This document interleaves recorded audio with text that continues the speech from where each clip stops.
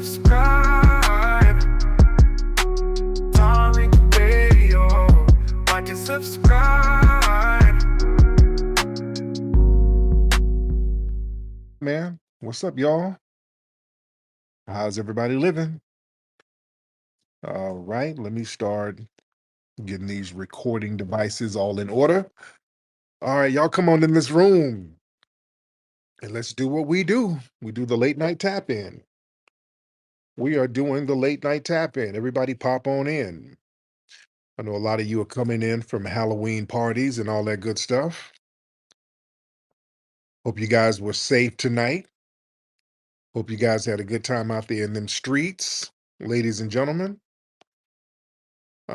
Welcome everybody to the room. We're gonna chop it up as we always do. Let me give a shout out to some of the regulars. We got Suntanned, he's always in here. We got Ant CEO. We got our brother Greg Marcel Dixon in the building. Speaking of brother Greg Marcel Dixon, everybody needs to support his campaign. And you can support our brother Marcel's campaign by going to AmericanFreedmenApparel.com. AmericanFreedmenApparel.com. You can get a lot of the clothing there, and the proceeds will go to our brother's political campaign. So support that, brother. I see Trinity down there. What's up, Trinity? I see Rhonda in the building. Glad to have y'all in here, brother Ani. Always in the house. Shout out to you, brother Ani. Shout out to the whole family in here, man. A lot of stuff we're going to touch on before we get the calls going. And when you're ready to get on, um, just send that request and I get you in the queue. First things first, Young Thug. Young Thug is going home. Young Thug made a plea deal. Young Thug, YSL, they made a plea deal. That trial had been going on. How long has that trial been going on down in Atlanta? They were dragging that trial out. That trial was like endless. That was an endless trial. Hold on, who is texting me? Okay, hold on, guys. Now, right when I go live, I just start getting these text messages. All right, sorry about that, guys. But yeah, the Young Thug trial. The Young Thug trial. He made a plea deal, and from what I understand with the plea deal is that he's going to have 15 years probation. That's a lot of damn probation. But I think they gave him time served. So yeah, he's out. He's free. And thank goodness. I'm very glad that that brother's out. I hope that they don't use that 15 years probation to get him caught up. I'm very glad that he's out. I don't them little janky little RICO charges being thrown at black people for political reasons. I'm not with it at all. I don't give a damn about the bandwagons of people sitting up here co-signing that nonsense. It ain't cool. I wasn't cool with that Young Thug trial, with that bad built Fonnie Willis out there politically posturing, putting those charges on those brothers like that. I wasn't with it. I told people about Fonnie Willis. She was bad news. Her job was to cover for a lot of the white supremacists down there. I had a problem with her from the giddy up. I'm so glad that those brothers, well, Thug is going home to his family. And again, I hope that Diddy can get out too because the charges on him are bogus. I don't give a damn about the bandwagon. Those charges against Diddy is just as bogus too. They don't even have no victim in the Diddy case. They're just opening the door, inviting victims in. They're gonna give you a charge and then invite victims. Hey, if you were victimized, y'all give us a call. Because they ain't no victims in the case. They got to manufacture victims. I don't like that, and I don't co-sign that. And shout out to Young Thug's lawyer. That lawyer was lawyering. That lawyer was badass. His lawyer was lawyering. That was a badass lawyer he had. Shout out to Young Thug's lawyer. That lawyer was doing the damn thing, man. He had a very good lawyer. And I think one of the conditions of the probation, they asked that he would be able to record with certain people, particularly Gunner, because everybody was calling Gunner a snitch or whatever. But um, Thug requested to associate with Gunner. I think they had some kind of contractual obligations. Because I know when you get probation like that, you got to stay away from certain people. So it's going to be very interesting about this thing. What's up, Kenny? Let me get my sister Kenny in real quick. Let's get Miss Kenny. Then I get Sandra. What's up, Miss Kenny? How are you, dear? Kenny T. Oh, good evening. Hi, Tariq. Hey, dear. How are you? I'm doing great. Hey, Black family. I hope everyone is doing well. Today was actually, I'm sure a lot of you already probably know, but today was the last day of Hoodoo Heritage Month. Yes. Yes. So, so really excited about that. It's a good time to tap into our roots. I actually have termed it because they have a Halloween. I said, well, hey, it's Hoodooween. There you So go. Yeah. got that going. There's some other projects I'll be happy to share with you all in the near future. But I just wanted to give everyone a big shout out and to say, don't be afraid of these things that are our culture that people will actually participate in and tell us that it's bad. So Yeah. I just wanted to say that. You all have a great night. Thank you, beloved. Yes, indeed. Yeah. Yeah. That's why we tap into the hoodoo and the root work and the conjure. They scared us out of that. That's why I'm real big on that. That's why our deodorant is root work. We use some of the same stuff our ancestors were using. They was using that stuff to heal us.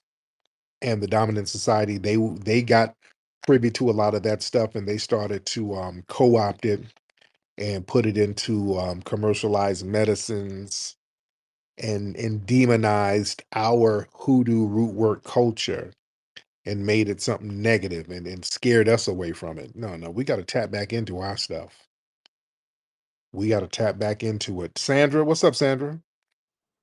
Hi, Tariq. How are you doing tonight? I'm good, dear. Where you from, Sandra? Well, I'm from Illinois, but I'm currently living in the Atlanta area. Okay, how long you been in Atlanta? About like 2 years almost. How you like Oh, Atlanta? I love it. Everyone's so much nicer in the South, like way nicer. Everyone's so mean up north. Mhm. So I love the hospitality down here. Oh yeah. So what's on your mind, Miss Sandra? Um, I've been wanting to ask you this for the longest, but I never get through. So, in the '90s, were you in this music video for B Rock? The My baby uh, dad. Yeah. was that you? Yeah, that's me in there. Those are my homies. Yeah, That is so funny. That is so funny because I was watching the music video and I was like, that looked like Tariq. I'm like, the quality's so bad on the older videos, so I wasn't sure if I could tell. Like, I wasn't sure if it was you, but I was like, that show do look like Tariq. that And was I've been trying to call in and ask. that was me. Yeah, those are my partners. L.A. Snow and Tony Mercedes and B Rock. Those are very, very good friends of mine. I was in a lot of videos back in the day. I've been around for a minute. I was like in an NWA video. I was in a Faith Evans video for all night long. So yeah, I was around in the '90s. I was doing the damn thing. I was out there in the mix. So Yeah, that's so funny. My father-in-law is was in Deuce. is he Creole? Yes. So Okay. that's why we were watching the music videos. And I was like, is that him? And he said yes, but I wanted to double check just to make sure. I was like, that's crazy. Yeah. Yeah, he was in the group with L.A. Snow. L.A. Snow is one of my best friends. Oh, And that's awesome. yeah, yes indeed. Well, I don't want to take up too much of your time. I just wanted to find that out because it's been racking my brain this whole time. Oh yeah, yeah. That was me. Yeah, that was me. Yes indeed. But thank you so much, beloved. All right. Man, hell yeah. Man, y'all don't understand. I'm a OG. I've been around. Y'all don't understand how much I've been around. And I got my audience is pretty young. Shout out to all my youngsters. Y'all don't understand how many of y'all mamas I done kicked it with. Y'all don't understand. I done been all with y'all mama. Dude, I be seeing some of y'all and I look over like, wait, is that Stacy? Oh shit. That's your mama? Lord Jesus. Don't say nothing, Stacy. I'm trying to be a mentor to these kids. Yeah, I done been around. I know your moms and your aunts, and they know me. Uh, just understand that. Oh man, we got a lot of stuff going on tonight. This parent guy, this Puerto Rican dude. Y'all got to listen to the playback from last night's broadcast. Um, it's on my channel. It's gonna be on tomorrow on my YouTube channel. It's a doozy. This Puerto Rican dude, he tried to pretend to be FBA. Oh, it's a piece of work. Oh, y'all got to hear that episode. Oh, don't give the thumbs down, parent. Don't give the thumbs down. Oh, do not give the thumbs down. Y'all got to listen to this dude. He is a piece of work. This dude was talking about how black people, foundational black Americans, wanted to be like Puerto Ricans, and oh, it's a doozy. It is a doozy. All right. Let me get some folks in here because we're in here heavy. And by the way, before I get some more calls, and shout out to everybody in here. We almost got 700 already. Um, there's some funny style stuff going on with the voting again. There was out there in Kentucky. Did y'all see there was the electronic voting thing where people were trying to vote and it wouldn't let you choose Trump? Somebody filmed it where if you try to choose Trump, it wouldn't do it, but you could choose Kamala and everybody else. So they got these glitches in these polling machines, and the glitches are always in favor of Kamala. That's interesting. That's a hell of a coincidence. They got all these glitches, but the glitches is always in favor of one particular person. All right. Same thing down there in Texas. In Texas, there was a city where people were down there trying to vote for Trump, and then when the printout came, it marked it down for Kamala. So there was another glitch down there. There's always these weird glitches that's pro Kamala or pro Democrat. Very interesting. Very, very interesting. So a lot of people are going to be watching. It's going to be a very interesting week next week, man. It is going to be interesting. Gwen, hop in, Gwen. Hi, Tariq. How are you? I'm good, Miss Gwen. How are you, dear? I'm doing good. Thank you for asking, and thank you for having me up. I listened to your broadcast last night, and I've been listening to you for a long time, also for years, actually. But I listened to your broadcast last night, and I wanted to talk about the guy parent. I want you and everyone else to know that a lot of these immigrants and these people from other nations are actually already getting reparations from the United States government. All you Mhm. have to do is go to state.gov or trade.gov, and there is an actual list of documents where they're getting billions of dollars in reparations for their actual homelands, where they're getting money for schools, for transportation, for rental assistance, for education, for all kinds of things. And then when we talk about the Africans who like to come over here and pretend like they don't get anything, they have these specific scholarships that are for them. The Bright Scholarship is one thing specific for them. You have to actually be of Caribbean descent or African descent in order to get it. And that Bright Scholarship covers every single thing you would need to be a student to come over here, from housing to food to grants, education, all of that. And these people are getting an actual 10-year leap on foundational Black Americans, and they want to come over here and talk about how we're lazy and how we have all of these different opportunities and we're wasting them away when the playing field is not level. That's what I've been wanting to say all of this time, because it really irritates me when they get up here and pretend as if they're not getting an advantage on playing field that is not fair. That's what I wanted to say, and I appreciate you having me up. And with that, I land. Thank you so much. Sister broke it all the way down. There was nothing but facts that sister spoke right there. Nothing but facts. Immigrant groups come over here and get all types of goodies. The minute you get here, there's all types of programs and set asides. Don't let these people fool you. I came over with $2, nigga. No, when you came with $2 and you got here, you got 2 or 3 grand. You got all types of little set aside money for immigrant groups. There's all types of little programs that we have been kicking in the door for. Remember, we've been the base of the Democrats. Many of these are Democratic policies. That's why the tethers are so upset with us not stumping for the Democrats like they want us to. But yeah, they get all types of set asides and benefits and little resources that's all over the place for them. And on top of that, they get a new line of credit. All of their debt from the place they fled from, that's wiped away. That don't come over here with them. They don't bring the debt with them. When they get over here, that debt is wiped clean. That's why when they come over here, they get new IDs. Remember, you get a new ID, that means you get a new social security card and a new number. You get a new social security number. New social security number means new line of credit. You got a fresh line of credit, no debt on it, nothing. That's extremely important. And we wonder why they get these businesses popping all over the place. Not because they work so damn hard. Now you get some 30, 40-year-old person who just got a fresh new line of credit. All of your debt was wiped away. So now you can go in and, hey, I want to get a business loan. You look at that credit, oh, ain't nothing negative on it. So damn, here you go. Yeah, we don't get our credit wiped off. We got shit from back in the damn 80s on our credit. We got all types of debt and student loans and the whole shebang. Yeah. So yeah, there's all types of little advantages like that. Let's get Sweets in the building. Sweets, first lady. Sweets, hop on, Sweets. Yeah. Hello, hello. Hey, Sweets, how are you there? I'm blessed. How you doing, Tariq? I'm good. How are you, beloved?